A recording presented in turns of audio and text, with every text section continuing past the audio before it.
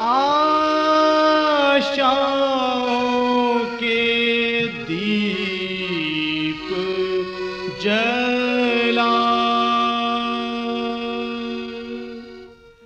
चल राधे चल।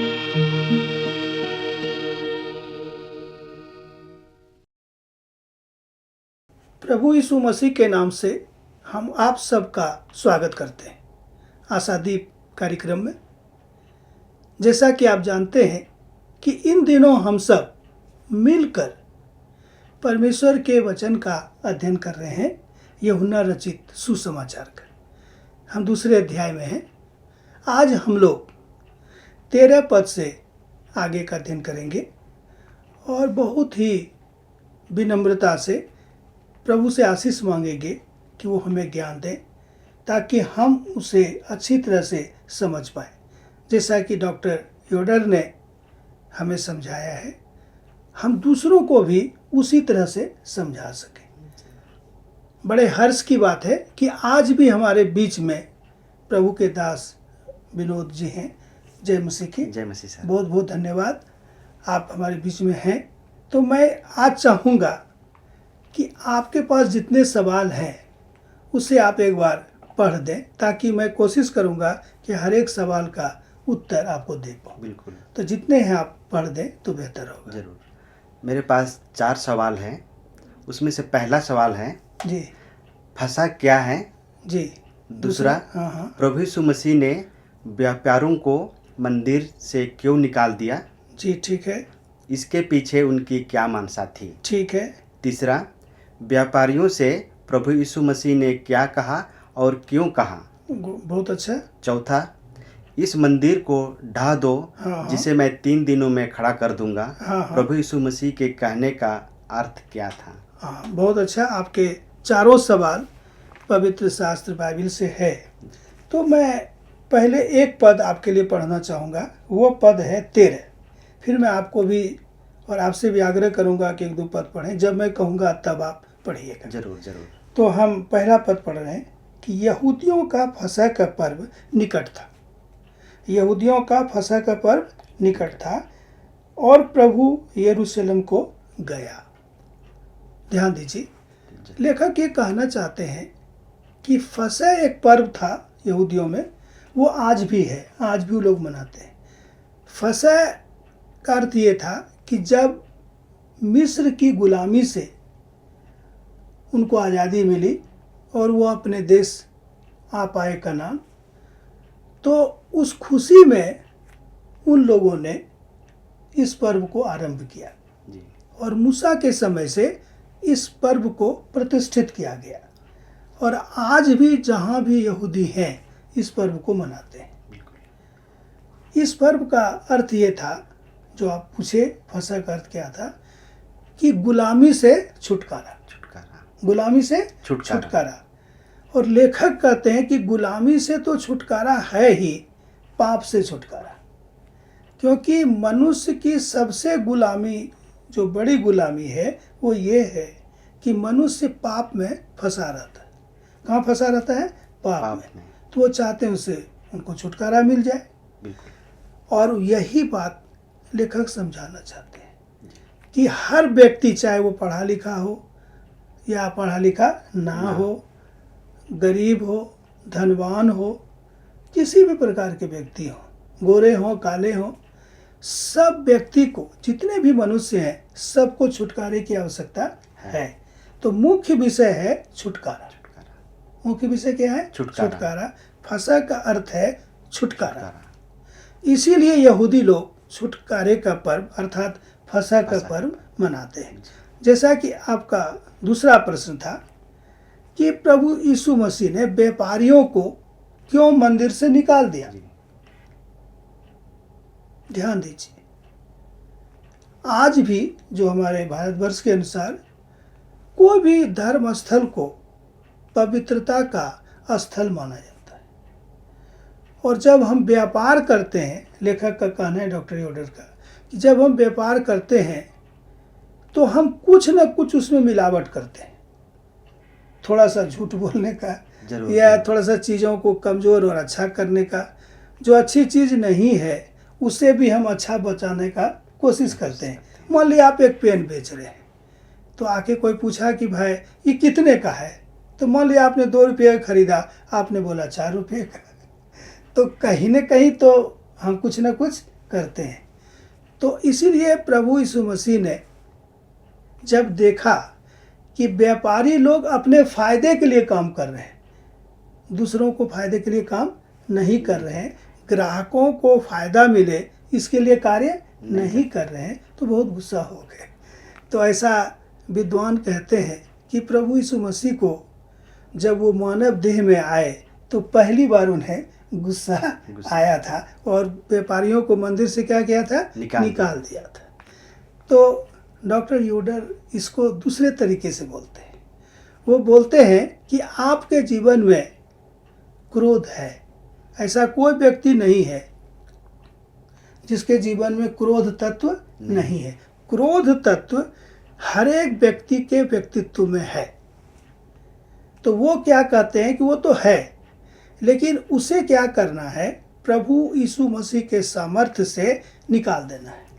जैसा कि हम अन्य पत्रियों में पढ़ते हैं, वहाँ पर लिखा है कि यदि क्रोध करो, कोई बात नहीं करो, लेकिन शाम होने तक तुम्हारा क्रोध क्या हो जाए, समाप्त हो जाए। मतलब कि क्रोध तत्व हर एक व्यक्ति में है, उसे हम निकाल नहीं सकते हैं, लेकिन परमेश्वर के वचन के अनुसार उसे नियंत्रित जरूर कर सकते हैं, उसको अपने नियंत्रण में रख सकते हैं, है ना। ये चीज़ उन्होंने बताया। जल्दी से हम आपके तीसरे प्रश्नों की ओर भी आते हैं। जैसा कि आपका तीसरा प्रश्न था कि व्यापारियों को प्रभु यीशु मसीह ने क्या कहा, क्या कहा। तो इसको जब आप पवित्र शास्त्र में देखेंगे, बाइबल में, तो लिखा हुआ है कि तुमने मेरे पिता के घर को क्यों धंधा का अड्डा बना दिया है। मतलब ये है सर, विनोद भाई, ये है कि हम लोग कई बार जो प्रेम का काम है, जो पवित्रता का काम है, उसे हम कई बार क्या करते हैं, धंधा का काम बना देते हैं। और ये चीज़ परमेश्वर को पसंद नहीं है। जैसा कि पवित्र शास्त्र बाइबल बताती है कि परमेश्वर को सबसे अधिक पसंद क्या जानते हैं, पवित्रता। मान लीजिए आप बहुत विद्वान हैं, डॉक्टर योडर लिखते हैं कि बहुत लोग विद्वान हैं दुनिया में, बड़े बड़े वैज्ञानिक हैं, ज्ञानी हैं, बहुत बड़े बड़े धर्मशास्त्र के ज्ञाता हैं, लेकिन यदि उनके पास परमेश्वर की पवित्रता नहीं है तो सब कुछ क्या है, बोलिए, व्यर्थ है। तो वो यही कहते हैं कि सबसे बड़ी बात है कि आपके पास परमेश्वर की पवित्रता होनी चाहिए। इसलिए अध्याय 2 के आरंभ में हमने क्या देखा कि प्रभु यीशु मसीह ने उस विवाह के भोज में स्वयं को प्रकट किया, स्वयं को बताया कि मैं कौन हूँ और मैं क्यों आया हूँ।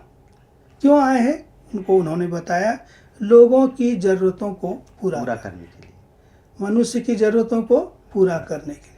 क्योंकि मनुष्य की ज़रूरतों को परमेश्वर को छोड़कर दूसरा व्यक्ति पूरा नहीं कर सकता है।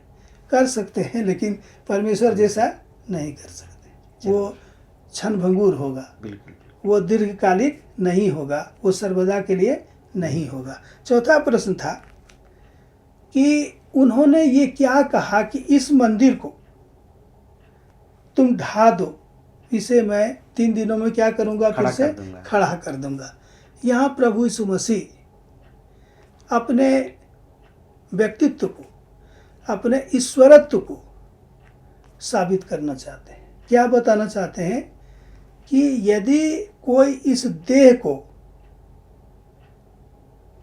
ख़त्म कर दे, वो अपने शरीर की बात कर रहे हैं, वो घर की बात नहीं कर रहे, वो अपने जो शरीर रूपी घर है उसका बात कर रहे हैं। इसलिए जब हम पढ़ते हैं 1 कुरिन्थियों में 3 अध्याय में लिखा है कि क्या तुम नहीं जानते हो कि तुम्हारा शरीर परमेश्वर का मंदिर है। ये तो सुने होंगे सर, जरूर सुने। क्या सुने कि क्या तुम नहीं जानते हो कि तुम्हारा शरीर क्या है, परमेश्वर का मंदिर है। तो इस मंदिर को जो अशुद्ध करेगा, उसे मैं क्या करूँगा? नाश करूँगा। नाश कर दूंगा। तो यहाँ प्रभु यीशु मसीह बताना चाहते हैं कि हम कौन हैं और तुम्हारे लिए क्या करने आए हैं। हो सकता है तुम्हारे पाप को, तुम्हारे पापों को, पाप ही नहीं पापों को जब हम अपने ऊपर ले लेंगे तो हो सकता है कि कुछ देर के लिए हमारा शरीर को भी कुछ करना पड़े। यदि तुम इसे नाश कर दोगे तो या ढा दोगे तो हम क्या करेंगे? इसे तीसरे दिन फिर खड़ा। वो अपनी मृत्यु के बारे में बता रहे हैं। हम लोग जानते हैं कि जब प्रभु यीशु मसीह की मृत्यु हुई क्रूस पर, उन्हें कब्र में रखा गया और हम लोग जानते हैं कि वो तीसरे दिन मृतकों में से क्या हुए? जी उठे। इस ओर इशारा है उनका। किनका? प्रभु यीशु मसीह का, कि हमको कोई मार नहीं सकता है। मैं कौन हूँ तुम नहीं जानते हो, मुझे कोई नहीं मार सकता, क्योंकि मैं क्या हूँ? परमेश्वर का पुत्र हूँ और मैं सदा के लिए हूँ। दूसरे शब्दों में कहें, अपनी भाषा में समझने में आसानी होगी कि मैं कौन हूँ? अमर हूँ। मुझे कोई मार नहीं सकता है। मैं अंतर्यामी परमेश्वर हूँ। मैं भविष्य को जानने वाला परमेश्वर हूँ। इसलिए उन्होंने पहले ही बताया, चूँकि अभी तो वो अध्याय 2 में है, अर्थात दूसरी जगह पर है, और वहाँ पर वो बताना चाहते हैं उस चमत्कार के द्वारा उन्होंने स्वयं को प्रकट किया, ताकि लोग ये समझ जाएं कि यीशु हमारे लिए कौन है। यीशु हमारे लिए कौन है। तो वो लेखक बोलते हैं कि इन घटनाओं से हमें ये समझना चाहिए कि यदि हम अपने पूरे जीवन को प्रभु यीशु मसीह के हाथ में समर्पित कर देते हैं, जी बिल्कुल, तो वो हमारा सारा कार्य कर देते हैं। आइए हम एक पद आपके लिए पढ़ना चाहेंगे, और वो पद है क्या बोलते हैं? 22। अतः जब वह मुर्दों में से जी उठा तो उसके चेलों को स्मरण आया उसने क्या कहा था, और उन्होंने पवित्र शास्त्र और उस वचन को जो यीशु ने कहा था प्रतीति की। अर्थात यीशु ने जो कहा था उस बात को उन्होंने क्या किया? पूरा किया, विश्वास किया। प्रतीति करना मतलब विश्वास करना। तो हम लोग को विश्वास के साथ यीशु के बातों को माननी चाहिए कि प्रभु ने जो कहा है हमारी भलाई के लिए ही कहा है। अब तो आप समझ गए होंगे। शायद आपको चारों प्रश्नों का उत्तर बहुत हद तक मिल गया हो। जी बिल्कुल, बहुत बहुत धन्यवाद।